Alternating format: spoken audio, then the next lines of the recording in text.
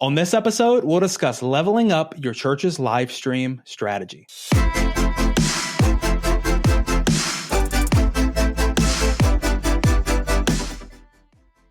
Well, hey there, and welcome to another episode of the Church Leadership Lab podcast, the show that is dedicated to inspiring leaders and empowering healthy churches. I'm Kendall Connor, and I'm joined by my co-host, Jessica Moore. Hey there, Jess. How are you today? Hey, Kendall. I'm good. How are you doing? I'm doing really well. I appreciate you being on here with me today. Happy to be here. Yeah, we've got a really fun episode planned where we'll get to talk about some live stream stuff. And I kind of wanted to pose this question to you before we get into the meat of it today.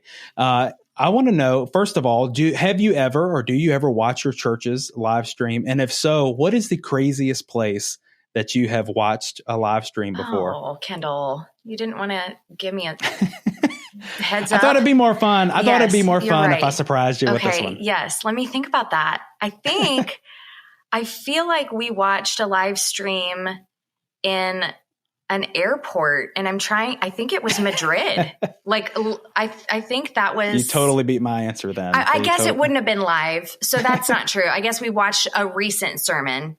So that wasn't live stream, but no, we usually, if we're live streaming, it's because we don't feel good. And so it's going to be like the couch. Not very exciting. What about you? Do you have a good answer? Well, I thought I was going to be really advanced and, really tech forward when I said that we've watched the live stream from our church on the beach because, that I feel so like fun. That's pretty good. Yeah. We've definitely done the car, on a family trip and things like that. Or, if we're all out sick, then we'll throw it up on the TV at the house, right? Yep. Well, this is good that we're talking about this because we've got a great guest today and we're going to be talking about live streams. So let me tell you all about our guest. We are joined today by Jay Kranda, who is the innovative tech pastor at Saddleback Church, one of the largest and most influential churches in the country. No doubt our listeners have probably heard that name, the church name before. But he's also the author of a book that has a really interesting title. Let me tell you, it's and we'll get to discuss this a little bit later with him. But the title of the book is Online Church is Not the Answer, Beyond Just Streaming to Hybrid Disciple Making, which is just really cool. But Jay has been at the forefront of helping churches move beyond simply just broadcasting their services, moving into building thriving hybrid communities, which is really interesting to me. He has degrees from Biola University and Talbot School of Theology. He brings so much insight from both the theological side and also the tech innovation side. And so I'm really excited to talk with him today. For all of our listeners, if you are leading in tech ministry, or maybe you're just interested in how you can disciple people in your community better, or maybe you're just trying to figure out how to make all this digital stuff work, you're going to want to lean into what Jay has to say today. And so we're going to be talking all about leveling up your church's live stream strategy. And so before we jump in, I want to encourage all of our listeners today, hit that follow button, hit that subscribe button, wherever you're enjoying our show. We want to make sure that you stay in the loop as we continue to release these conversations and provide valuable resources. That's the best way to make sure that you don't miss a thing. All right, without further ado, Jess, let's jump in. Let's welcome our guest today. Hey there, how are you, Jay? I'm doing fine. I love this conversation already, just hearing a little bit about the most creative places we've watched live streams. I love it. Well, I invite you to, we got to get your answer now, if you don't mind. What's the most creative place that you've watched a live stream before? Well, as one of the first online pastors to be hired at a church, I've had a lot of interesting ways I've been able to engage ministry. And I many times have found just odd that I'm somehow a pastor and I work at a church because I like to remind people a lot, like we live in a really weird part of church history. Like the things we get to do that are like, we get to, it's crazy. But I think the one that popped up was I was on during COVID. So this was about 4 years ago.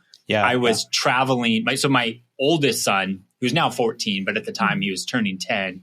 And we decided to do a road trip from California, Southern California, to Mount Rushmore. And we drove with another friend of mine and his son who had just turned 10. And we did like a guy's road trip. And it was crazy. But I remember I had to work one of the Sundays and moderate the Facebook stream. And I was my friend was driving and I had my computer on the dash of his car and I was moderating while we were driving through Nebraska. I love it. And I was just That's like, awesome. What is, it's just corn, and you're just, and I was just like, my job is so weird. I bet somewhere like Peter and the Apostle Paul are like, I don't know if that's a pastor. That doesn't count. That doesn't count. So I love it. That's awesome. Our local newspaper has this thing. It's always really just cracks me up. On the back of it, they always show these pictures of like people will be in the most, traveling in the most random places, and they'll take a picture holding this newspaper. That's like their thing in our area. Cool. And I always think like, man, I got to steal this idea for our church live stream. I need to see like you standing in front of Mount Rushmore holding a phone with the church live stream or something, right? That's a great idea. I love it. I love that. We get a lot of, we have, just because the size of our church and kind of the scope, we would always get these messages from people that would do that, would sometimes send a photo. One of the craziest ones would be like, they would be on work trips in like more secure places. And they would say like the country, and I'd be like, I'm surprised you can even watch it there. And like, but they would be, it's really cool to think about. Again, it's the classic Romans Road, technology. We really do. Like there are things that we still need to figure out as society, but like we really live in a really cool moment. Yes, absolutely. Well, this just gets me very excited for this conversation. Something that we always will ask our guests when they come on the show is, we've heard the public bio, but what's maybe something that doesn't make the public bio that all your friends and family would know about you, Jay? That's a good, I like that question. Cause it kind of gets you all like, you really get to know somebody. That's the goal. Yeah. I know. Yeah, that is the goal. Yeah. I mean, I think one of the things that usually isn't there, and if you read the book, you kind of learn this about me very naturally, is that I am not generally a technology first person. I'm pretty pragmatic with the way I use digital and technology. And I'm pretty conservative financially. So I'm not just buying new tech because I think it's cool. I could, if you name something, I could tell you a lot of the pain points and why I don't really think it's good. And so it's funny somehow. My youth pastor was the one that told me when I was in college I needed to be on Facebook, and I like rolled my eyes. And somehow I have found myself, 15 years later in this space, helping churches think about it. And I just find it so funny, because I wouldn't say I'm definitely savvy in the area, and I'm technical, but I'm definitely not like a super gadget person. I joke, I have an iPhone 13. And the reason is because the last 3 iPhones, my wife and I are kind of like, there's not really that big of an update. Like my oldest son just got his first phone like just a couple months ago, and we joke because he has an iPhone 15, so he's a better phone than us now. Yeah. But so I think that's something I would always communicate, that I'm very pragmatic with how I think about this. That's fair. Yeah. And it just reminds me that, sometimes it's I feel like that kind of lends itself to being good in a position, because you're there with the heart for wanting to, be focused on the discipleship side, be focused on the actual people who are on the other side of that live stream, right?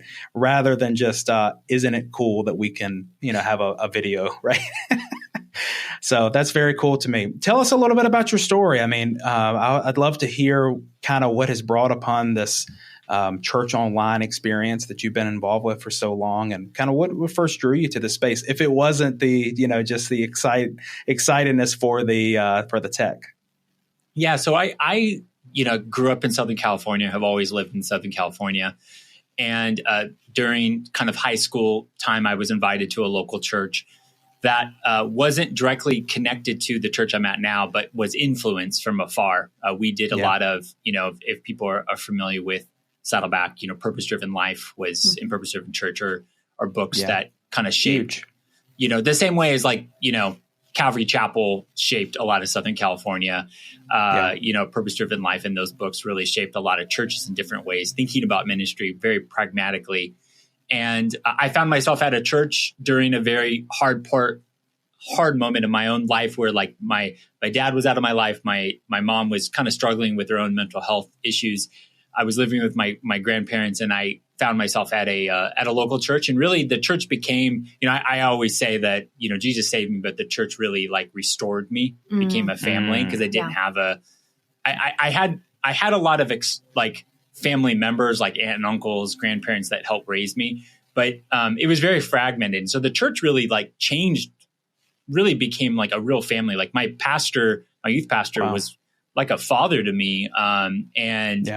And still I live a couple houses down from him. He's one of my closest friends. And I love that. One of the things is I just really wanted to do church. I wanted to figure out how to do this because I saw the impact of it. And then somehow through my time at a university here, Christian University, I found myself interning at this big church, Saddleback, which I really didn't know much about, like, mega church. I was like at a church of about 400, and that's what I knew. And I was told at one point I needed to get it. If I wanted to do this for pay, I needed to find another church because they didn't have a lot of staff options. And all of a sudden I found myself on a communications team at Saddleback, just exposed to communication marketing stuff. And I didn't go to school for that. I was just learning a lot. And like a lot of churches, you're doing all sorts of jobs and just learning as you're going. And one of the things they had was something called the Internet Campus. And nobody was taking care of it. It was kind of, our church, like a lot of churches, are notorious for trying things and stopping, and nobody was managing it. And I remember the first thing that drew me towards it was I found out that they had 500 people watching this stream every Sunday. And that was more people than my entire previous church. And I just started to ask questions like, how do people fill out response cards? And it was this like archaic kind of form thing that went to like a PDF that got mailed to you. And, this was 2009, 2010. And I got connected to Life Church and heard what they were doing with Church Online platform. It's huge. Yeah. And I just started to grow and learn. And the scale of it was the thing that drew me. Because I did have an experience in college where I watched, I think it was 720 Ministries. It was Louis Gigolo had a streaming thing that they would stream their Wednesday or Thursday, one of their programs. I remember watching this stream in my room at the time. And I was watching this thing happening, I think in Atlanta. And it was the first time I was like, somehow I'm there, but I'm not there, but I'm being trained. And so that experience really shaped that online ministry could be something. And I didn't know what it meant.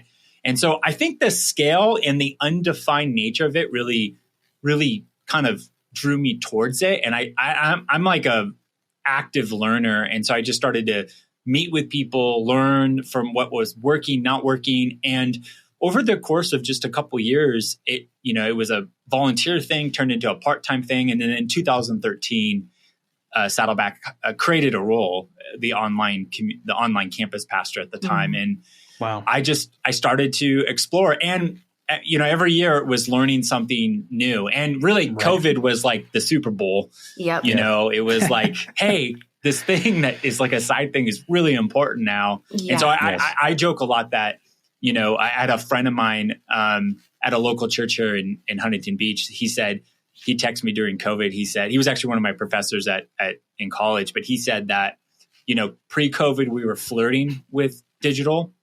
Yes. COVID was like a shotgun wedding. And now it's just, are we going to have a healthy or unhealthy relationship? And that's generally kind of where we're at as a church now. Some have reverted to old habits. Some are kind of learned a lot and stayed, but that's kind of been my journey as our online pastor. And then about 6 months ago, I stepped into a new role as our innovative tech, which is just overseeing more of our tech stack at our church, including online kind of in the downline.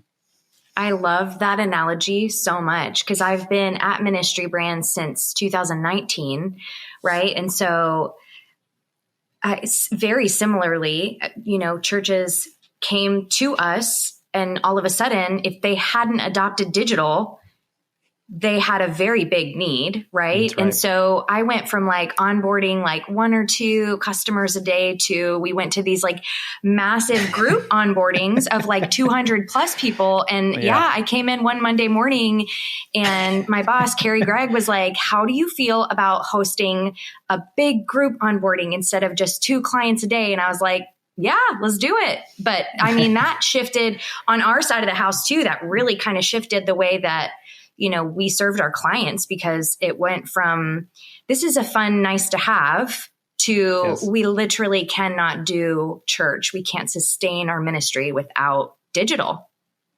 Crazy. It is. And I can remember that even serving in my own church, just the need grew so much. And yeah, it's been an interesting journey to see how, again, it's the kind of the ebbs and flows of churches live streaming. I'm kind of curious, Jay, on the subject of live streaming, what's one thing that you wish more church leaders understood about live streaming and online church today? Yeah, I mean, one of the things that I harp on is this idea of, most churches have very limited resources and time. We all kind of are trying to do what we need to do, and most of the time, the reason why we're not doing more, it's not necessarily because it's a time or resource thing. Normally, it's because just we haven't been introduced to this new concept and we haven't seen it, and so sometimes it's just seeing what's possible. But for example, very practically on the live streaming thing, most churches, what they did was they just started to stream on Facebook. Mm-hmm. And yes, it was just something they turned on and it just happened. And one of the reasons why a lot of churches do this now is because, Zuckerberg made it free around 2013, 14, and it just all of a sudden became free pre-COVID and pre-2014 and early on. I think actually it may have been 2016, but it cost a lot of money to stream. Yeah, it was a cost associated with it. Yeah, it was a lot of cost. But when it became free, a lot of churches were like, well, this is easy. Let's just turn it on. And not realizing that there's pros and cons to social streaming. And you have to figure out music rights, and you might not be able to put it on your website. And there's all these variables. And sometimes paying for something or having some training around it, that makes you mentally think about it. And free is awesome, but sometimes it doesn't. You lose the value of it, and you don't align it. So I think for the most part, one thing that I just wish churches would understand is streaming, I think, is a really valuable part of your strategy, but don't think of it as the only thing you should be doing digitally. And I think this is why I even titled my book, Online Church is Not the Answer, is a lot of churches just turn on a stream, create a church online account. Maybe they have online giving and then they're like, boom, we got church online, and it's no, the goal is not to just to create a media channel on these platforms. The goal is to disciple people. And the question is, think of it more that way. How do you actually use these tools to accomplish your objective? And I think there's so much more than just streaming church. And a lot of churches, I mean, I was talking to a couple of the people at the Church Online kind of team. And I remember they told me they quadrupled 10 times or something the amount of churches creating accounts. But so many people, that's all they do. They just kind of stream and that's it. And I just wish churches would use their limited resources to do so much more than just turning off and on a stream on Sunday morning. Yeah, that's such a good call out. And real quick, Kendall, guess what I'm going to say? We just did a webinar. We did. And it was all Jess is the webinar queen. It was all about how to leverage.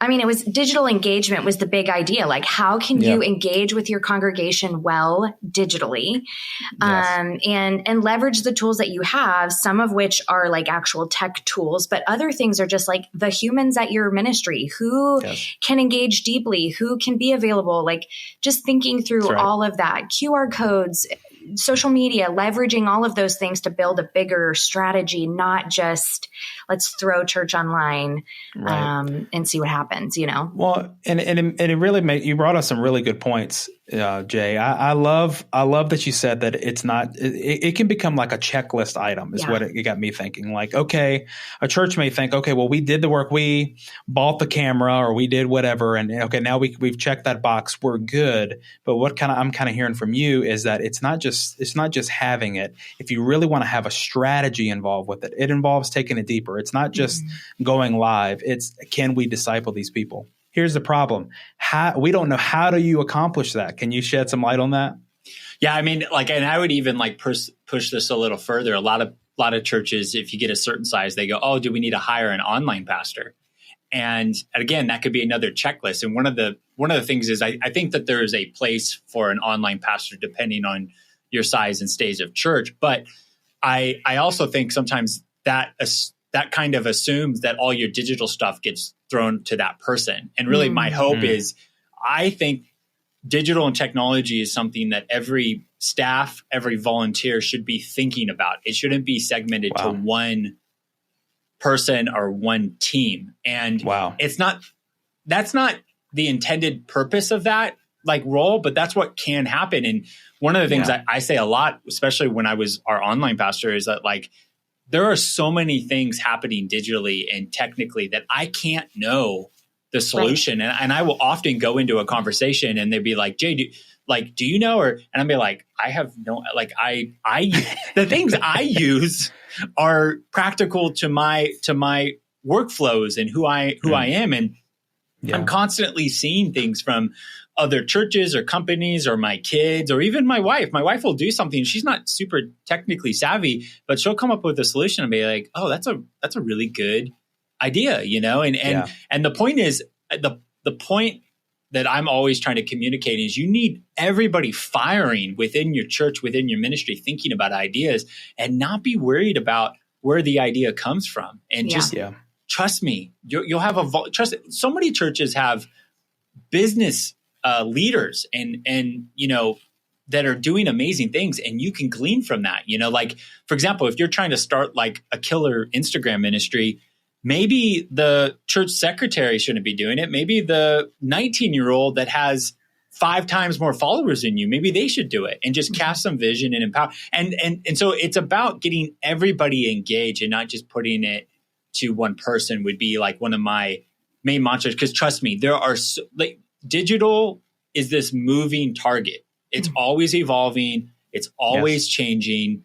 And this is why it's really hard to kind of go hey, here's the play, go run it. It's really about what are you trying to do and what are the best tools at this moment based off of the people you're reaching. Because even that, the tools that are relevant for maybe me, who's my wife and I were in our late 30s, early 40s. And then as I look at even my kids, the way I have a 14-year-old, 12-year-old, and 8-year-old, even with them, the way that they interact with things are very different, even in their age ranges. And so, and then people above me, my parents. And so it's this hard grasp. And so one of the things I really try to communicate is our role as a church and as a ministry, I don't believe is to fill a room. Mm-hmm. I believe our role is to produce spiritual fruit in people's lives. And so the default thing we usually go to is oh, we have a program to fill a room. And I would go, that's great. I'm not saying that that's bad. I'm just saying is the goal isn't to fill the room. The goal is that it bleeds into their life so that when they're with their your spouse or with their kids or in their workplaces, that they are modeling whatever that the role of that program is. And the question is, can digital technology aid in that? Right. So for example, okay, so you have this event a couple times a year in a room. Great. Does it need to be in the room? Yeah. Okay. Well, should you stream it? Maybe. Okay. Well, should it be a podcast maybe as a deliverable? And you start answering these questions, and there's a lot of ways to slice and dice this. And I'm just very much about, it's not about filling the room, but about producing fruit. And that's where I think digital technology can aid a lot in that. You said digital should digital be a part of this? And I would argue that digital needs to be a part of this. How are we going to do it? Because it's out there. You can't avoid it at this point, truly. And if you're going to be cross-generational, you miss a whole segment of people. Both ways, actually. The boomers, they love that Facebook. So you got to have it. Jay, one of the great things that you said that I really loved about this is that you said to get people involved on both sides. You want to get someone who is you want to find someone who's dedicated to this, maybe that young person in your church that, again, maybe has more experience on social media and things like that. I'm so glad that somebody did that with me. That's how I first got involved doing things at church. But also, we can't put all of the responsibility on just one person. It's got to be a shared experience, a shared item. Area of responsibility for people all across your ministry. And so we can't just expect the one person to carry everything, but it also can be good to find someone who can kind of lead the charge on it. So I'm challenged by that. It makes me want to find more people in my church that can get involved in different areas, but also lead pastor.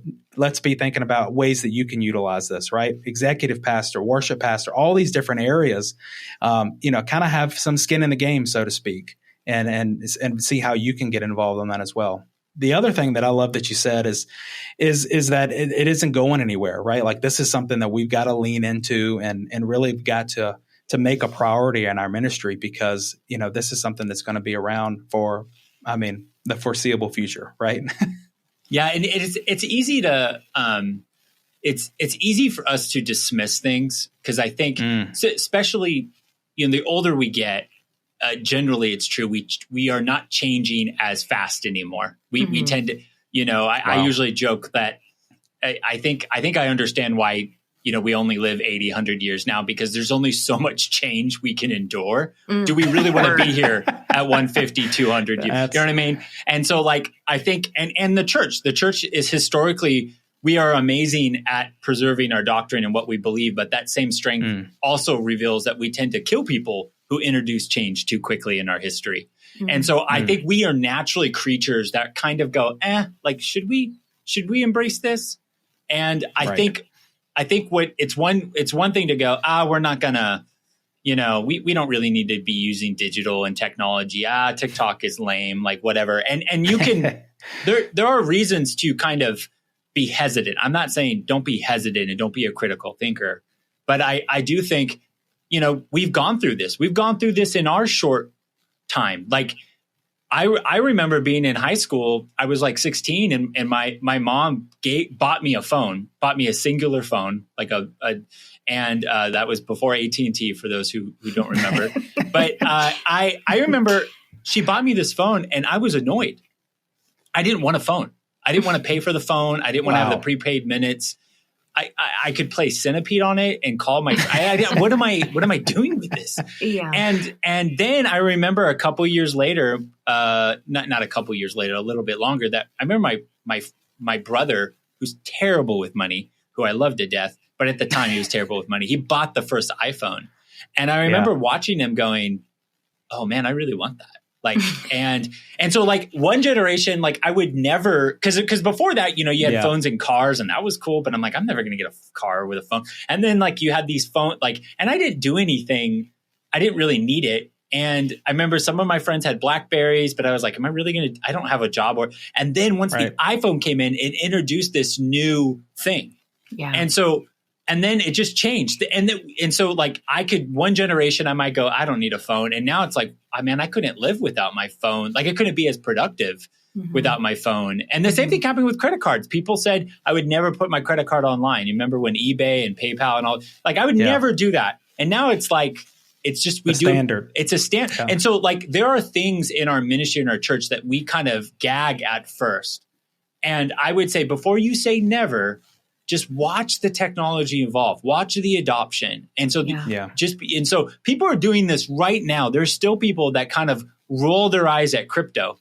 They I'm never going to own Bitcoin or do that. And maybe not, but I don't think you understand that there are changes that are going to happen, with security and the way money sends. It takes a long time to send money, and crypto does answer some of these questions of security. And you might go, I'll never do it. I'm just telling you, as it works better with your bank and as you can send stuff, it's gonna if you've ever bought in a house, why does it take so long for escrow to move money along? Because of the way transferring of money happens. And there's going to be a time where this will just be more seamless with infrastructure. Now you might not be you're not going to be buying it on some dark website. It's just going to integrate.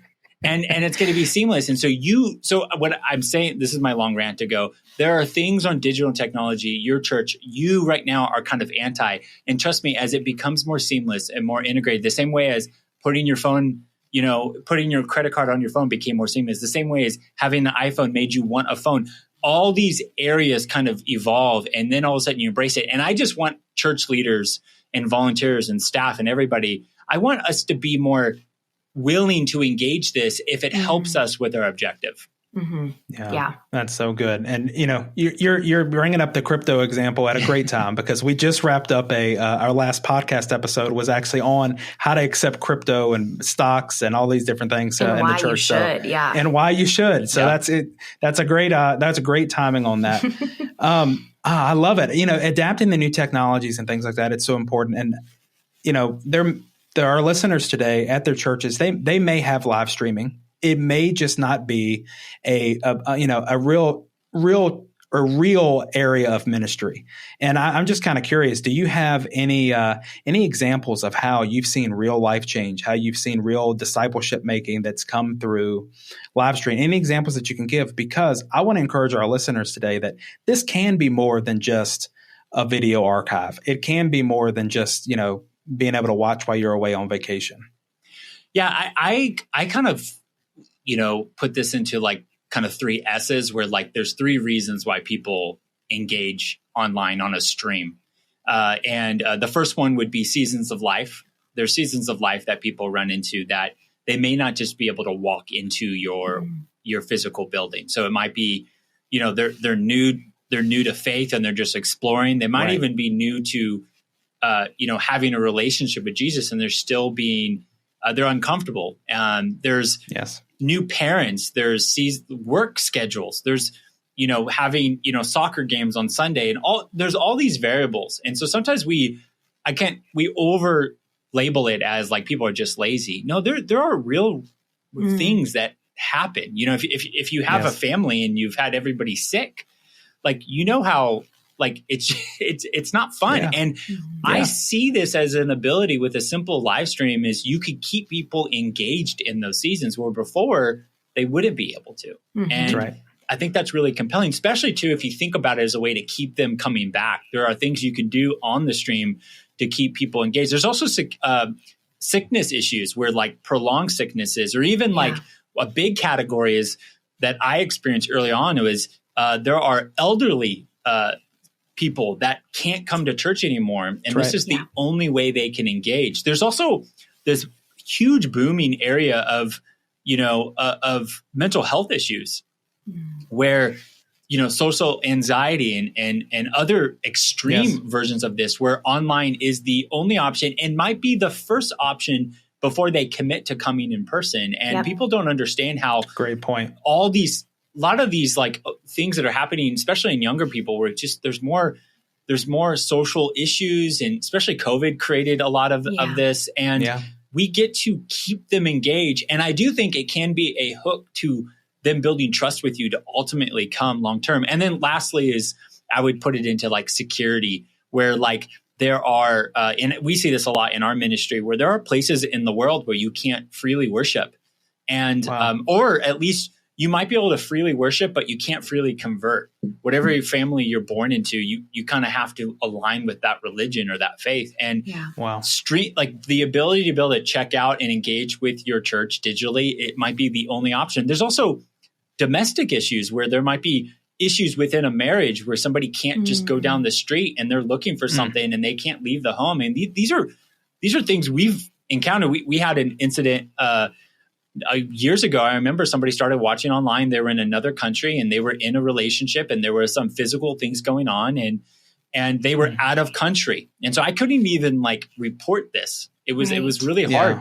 And I remember this person came to know Jesus through our stream, started to engage in an online group over Zoom. And we actually had a member traveling to the country, and she ended up baptizing the person in a local swimming pool. Wow. And again, you might go, that's a crazy example. That would never happen. I'm just reminding you that think about seasons of life, sickness, and security. There are reasons why people engage. And I think it can all lead back to face-to-face community if you have the strategy aligned with it. And it all starts with just streaming content, making it available. And it's so cool to think people can come upon your service through a share or in your feed, and they can just experience you without being there physically. And the reminder is what happened after COVID was, and I know that can be a bad word for so many people listening, but I think what happened is the back row of a church really just moved to online. And so people explore your church that way. And I think you have to have a strategy that connects to in the seat, but I think it's a pro, not a con, but it is something you have to wield very wisely to kind of figure out how it works together. That last bit, that's a great way to say it. You're wielding, it's a tool, and how you use it is really, truly what matters. I'm going to add one more use case. Our church has 2 prison ministries that are virtual. And so there's a men's church and a women's church, both here locally to, Tulsa area. And every single Sunday, the lead pastor, where the streaming of our service is generally the primary campus, the main campus. And every week he addresses those those congregations at the prisons and welcomes them directly, which I think is a really cool, like, we see you, we know you're there. Yes. We appreciate you spending time with us. But yeah, I think that's a really interesting use case that we don't see very often, but definitely an incredible opportunity. It just warms my heart hearing real ministry is happening. Right. And, sometimes we get locked into a box and think it look exactly like this way or that way. But, just hearing that God can really move through this technology and, just being willing to kind of put it out there and do our best as a church to reach as many people as we can with the love and grace and hope of Jesus. Right. It goes a long way. And I'm thinking about it in my own life. There's a person that I've been consistently inviting to church, having conversations with, and I got a message this past week saying, "Hey, I checked it out online. We watched online this past week." Cool. And what better way to get in, to see what the experience is going to be like before you come. It is the new back row. It is the new front porch. It is the new front door for ministry today. I love it. I mean, I think that, it's a great tool for churches to be able to use. I'm kind of curious, we talked about getting more people involved and more people caring about this area of ministry. But, what are some practical ways you've seen, Jay, that churches can equip volunteers or even staff members to kind of share that ownership?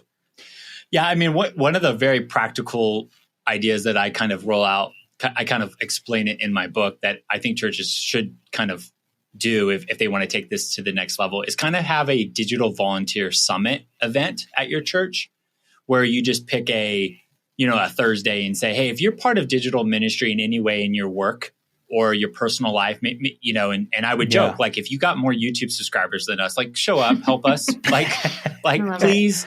Because I remember when I stepped into my new role as our innovative tech pastor, one of the things we're doing is that we are moving our CHMS and just reevaluating our tech stack. And I'm knee deep in just figuring out, our Azure costs and our AWS costs and just figuring out how we're doing a lot of this. And I found out one of our volunteers, attenders of our church, works for this very famous tech company, defense company near us called Anduril, which is a Lucky Palmer's company that started Oculus and all this stuff. And he's responsible for tech stack for this huge tech company that has like defense contract. And I'm able to just pick his brain. Yeah. And he's not a staff member, but he, probably makes 5 times more than me. And he does all this amazing stuff. And he's literally walking through his tech stack. Like, yeah, they have to worry about hackers from China and just stuff but the reminder is that you have people at your church doing this. And I think simply just standing up on a Sunday and just going, hey, we want to take our digital ministry to the next level. And if you create ads or you deal with technology for your work or you have more social followers in any of these areas, can you show up on Thursday and just stand up there and just pitch the vision? Like, we believe this is a valid expression of what church is, and we just want to be better. And if you could help us in one of these areas, show up and just be ready to cast some vision and hear who shows up and start to empower them. And I think I think that's a very practical way to do it. I also do have a resource that I have on my website where it's kind of tell us about it. It's a digital goal planning guide, and it's a tool that you could walk through with volunteers to kind of set digital goals. Amazing. And so I know this stuff is hard, and I know the average church doesn't have the bandwidth necessary to think about it. And I've had the blessing to kind of steepen this over the last 15 years. And I know how odd my role is compared to a lot of people, and especially a lot of people at churches. And so I have more in common with ministry brand team than I do the local pastor. And so I created my book and this resource mainly to kind of help scale it. And I kind of wanted to for $15 or $18, like how can you can take everything I've learned and kind of, you can just apply it. And really my hope is it helps churches think about this in a very practical way. Love it. No, that's so good. And, I definitely want to recommend, we'll link up all of your book and your website and all these different things. And I think that would be a great first step for church leaders to go and to learn more about this. But I'm kind of curious, is there any other first step? If a church was saying today, look, we're ready to take this stuff seriously, where do I begin? Other than checking out these great resources. Yeah. I mean, it's funny. There are so many, tactics to this. So teams and volunteers and staff all have different objectives. Mm-hmm. I would say pragmatically, one of the two areas where I see the most, I would say, engagement and fruit from investment of time. One is a very simple one, but creating more groups on platforms like iMessenger or WhatsApp with volunteer teams and even staff teams. I think a lot of people, I think we all know this, but the platforms like Facebook group became very popular because it decentralized these lobby type of groups where you can all connect with each other in non in asynchronized ways. And so one of the things is every team at your church, let's move most of the communication off email and more into these groups. And so you get that responses, right? Yep, yeah. And you get connection that is happening outside of the leader having to do it. Right. And so just create a greeters WhatsApp group and just and trust me, when you get the ability for people to sideways connect, meaning one of the examples I bring up is that if I have a meeting in a room, there are a lot of side conversations that happen during that meeting. But if you do it on Zoom, the struggle with Zoom, it usually requires only one person talking. There's no crosstalk. So Zoom doesn't always translate that. And so this is where there's so much, what happens in a room when people get together is that there's the leader, but then there's talking before and after and maybe during. And that's what community is. And so a WhatsApp group or whatever platform, if it's Remind Me or Group Me or whatever, there's thousands of these. Have each of your core teams do this. And trust me, move the communication off of email and move it into these groups. And that will actually scale to another level. The other thing, and this is more of a hack, I would say, than anything, but it would be the encouragement of fruit of what you'll see engagement is I would encourage most ministries is to mess around with creating a 30 days of reels or shorts on YouTube and just see what happens. And what I mean by that is a lot of learning on these platforms and how to train and engage people is you just have to see the trends of the algorithm. And it's really hard because it's always changing. But I usually encourage if churches go, where do I start? Just post a reel every day for 30 days from your church account and see what happens. And you'll learn a lot about the ecosystem. So I know that's not streaming content, but I will say those two buckets are things that I practically say, just go experiment. Because trust me, most of the stuff that I know or learn, it's just me tinkering with these platforms. And I think this is what we all do. And I like to encourage church leaders, just mess around and trust me, you'll start to see fruit and you'll learn and you'll figure out how to adapt it for what you're trying to do. It's great advice. And I think about even what we do here with the podcast, right? We're going to air this episode, right? We're going to publish it. And it's great if you want to watch 45 minutes of a conversation like this, but we also will take some clips from it and we'll put it on YouTube Shorts and we'll put it on Instagram. We'll put it on all these places.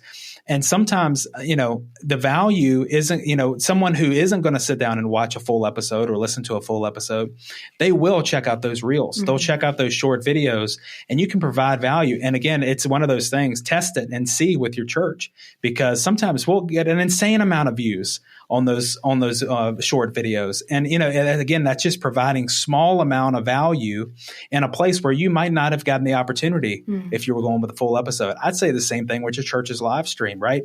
Someone may not go and watch a full service, a full message, but if you can try to break up, get some clips, right, from those messages, or even just, bring out your camera, go selfie mode, right, and record something of value for your church family, for your community, and for those people online, because reaching them with good news, reaching them with encouragement, reaching them with something from Scripture, that's a way that you can truly minister to people. And you just have to kind of put yourself out there, don't you think, Jay?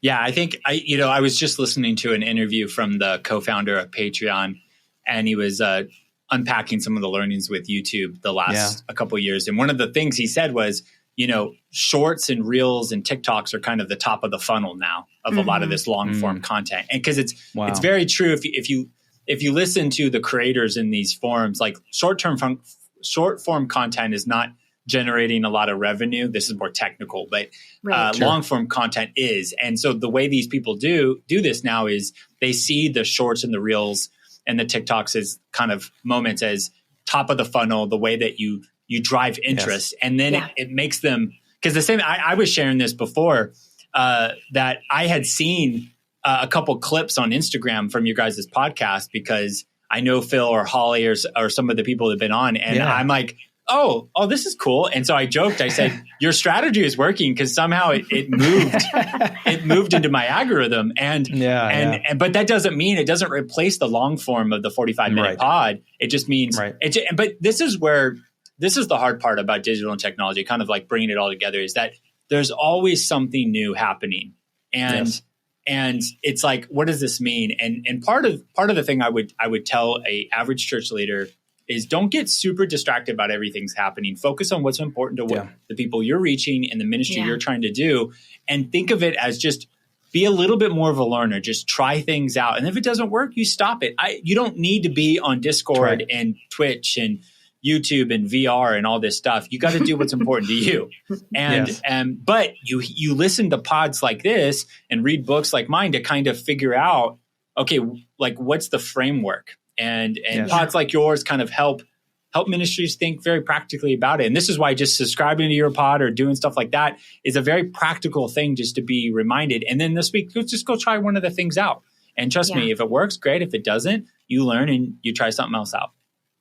I love that. So many great tips, so many things that I feel like church leaders could walk away from this today and make it better. I'm even inspired to go, and I'm like, okay, this makes me want to rethink our strategy in our own church. So I love it. One of the questions that we always like to ask on our show is, a big theme for us is healthy churches, healthy leaders. And I'm just curious, in your opinion, what would you say is an essential component of a healthy church, or maybe online church?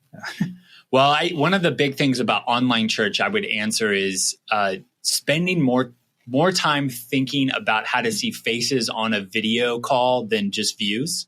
Mm-hmm. So a lot of people, they'll come to me and they'll be like, Jay, like, how do you have so many people at your church online, like in groups and starting house churches and serving? And I would say is because we've built programming and processes to move people beyond just the stream. And so the stream metrics are great, but a lot of people go, oh, we have 1,000 people viewing our stream every week, but nobody actually in online groups or some other expression. And so usually the component of what actually I would consider like church online is not just watching a stream on Sunday on YouTube or your website or your app. It's the community that happens beyond. And so this is why I usually try to nudge pastors to go think less about your views every week. Think more about how many people you see on a video call. So like, for example, a very practical one would be is like, if you just every month did a Zoom meet and greet with your online community, an online expression, whatever you want to call it. I don't believe every church should have an online campus. I don't think that's necessarily true, but I think if you just every week got together with a handful of people on a Zoom who engage primarily online, and you stack that month over month, 12 months, and then 3 months, like you'll actually have a group of people that you're discipling and it won't be just 100 views on Facebook. It will be like, no, these are the 3 people I know. So that's one of the, so video, seeing faces on video overviews would be a huge component. That's amazing. Amazing advice. And I love the idea of these online small groups, because that is a way to take the live stream to the next level, right? Is to get people really plugged in. Yeah. Kendall, I'm going to jump in too super fast. It would be amiss to not at least just mention if you use ministry brands or any other technological product at your ministry or at your church, it would be amiss to not encourage you to explore what you already have. And if what you have doesn't meet your needs, let us know. We'd love to help you, because through our platforms, you can live stream, you can facilitate virtual small groups. Just, through simply using forums, you can gather information from people to then minister to them in a much more intentional, personal way, even in a virtual environment, right? So the more people feel seen and heard, the better. And so taking information in about them, asking the right questions will allow you to minister well, even digitally. So just want to remind everybody that you've got tools that can help you do this. If it feels overwhelming, just start there. What do we already have that we can leverage to grow this well? It's a great point. Well, Jay, as we kind of wrap up today, we'd love to do a rapid fire final 5 with you. Are you up for the challenge? I'm up for the challenge. I tend to be long-winded, so I'm going to be quick. I'll be short. Okay. I think I know the answer to number 1. What's one book on this subject or similar that you'd recommend to church leaders? So I would say first, Online Church is not the answer. Shameless plug. I'll add in a second one, a book that I really like on this, and it's more from a business perspective, but it would be Beyond Digital: How Great Leaders Transform Their Organizations and Shape the Future. And it really talks about how a lot of modern orgs have embraced digital along with a in-store presence. And I think that's a really good book. Yeah, I feel like we need to read that, being remote first company. Okay, last thing you listen to on Spotify and Apple Music, and don't lie. Don't lie. Oh, man. I would say I have a tendency to occasionally drift back to Switchfoot and old albums. That's a great one. So that's kind of, so I was just recently on a Switchfoot, like one of their second album. I was listening to it. That's amazing. Love it. Okay. Favorite piece of technology or software right now? Oh man, this is hard. So this is going to be like more of an advanced thing, but I will not advance, but I don't, it will sound like a brag. I don't mean it as a brag. It would be, I'm really in on tracking my sleep and lately, and I really we recently just upgraded our bed to an 8 sleep. Okay. Ooh. And those are it's the automatically cooling heating, and it's integrated into the mattress. And so that's been I need this in my life. It's a very, it's not cheap. So I will just say it was something that we really thought a lot about, but I really like it because it tracks it. It automatically cools, but this piece of software technology is a very pragmatic thing. And I'm trying to convert everybody to this now. So anyways, that's awesome. Well, I feel like we spend half our lives sleeping. So I respect the investment. Yeah, I agree. Just somebody's going to be listening to this and they're going to go look at the price and then be like, wow, okay, Jay's doing good. Maybe. Okay. Quick quote or advice that stuck with you over the years. Quote or advice that, I definitely would. The one that really sticks with me constantly is what you measure matters. And I know it's it's a Covey thing or it's a Peter Drucker thing. One of them said it. Mm-hmm. And I think about that a lot with my job constantly. So if I can't measure whatever I'm getting measured in my job, in my life, is ultimately what matters. And that's how I need to spend my resources. And so I think doing stuff that moves that forward. And so that's one that always is lingering around in my head. I love it. That's a good one. Okay. One thing you'd like to communicate to our audience of church leaders. Oh man. I think this conversation around digital and technology and streaming, I think it's important because it's how we all live our lives now. We're integrated. We're hybrid people. The idea is like, when does the cyborg thing happen when we got the brain in our, like the computer in our brain? It's already happened. Like we have our phone constantly on us. It's true. We all get the phantom buzz in our leg. Like it's already there. And so I think the reason why this stuff has mattered because this is how we all exist. And I think we have a chance to redeem this and use this for our objective. So figure it out, lean into it. It may not be the way you want to, like it's your default thing, but we do it for the sake, like I jokingly say, if Timothy can get circumcised for the gospel, I think we can figure this out. I love it. That's great. So. That's great. Well, this has been an amazing conversation. I know that people are going to want to hear more. Where can people follow you and stay connected with your work? Yeah, so jaykranda.com. I have I've been blogging there for, almost 15 years about this stuff. So that's where you can find my book and resources and stuff. Bunch of free stuff up there. So. Incredible. And we'll link all of that up in the show notes for everybody. So Jay, thank you so much for taking time to talk with us today. I feel like you've given us some great insights and now I'm just inspired. I want to go make our live stream and our online ministry even better, right?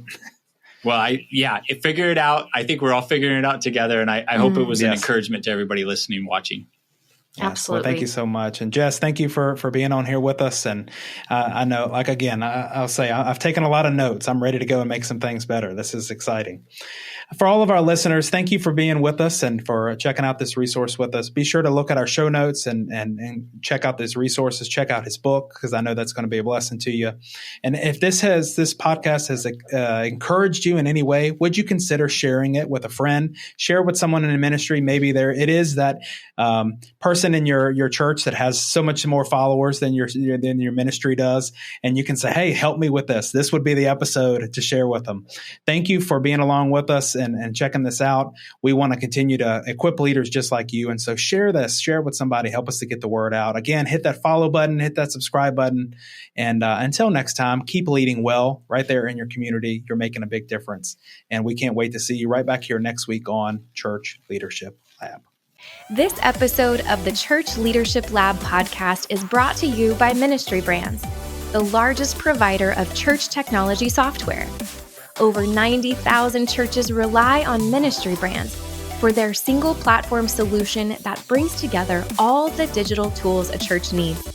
From online giving to websites to church management software and more, Ministry Brands is leading the way in simple to use, innovative solutions, all with the goal of empowering healthy churches. To learn more, visit ministrybrands.com.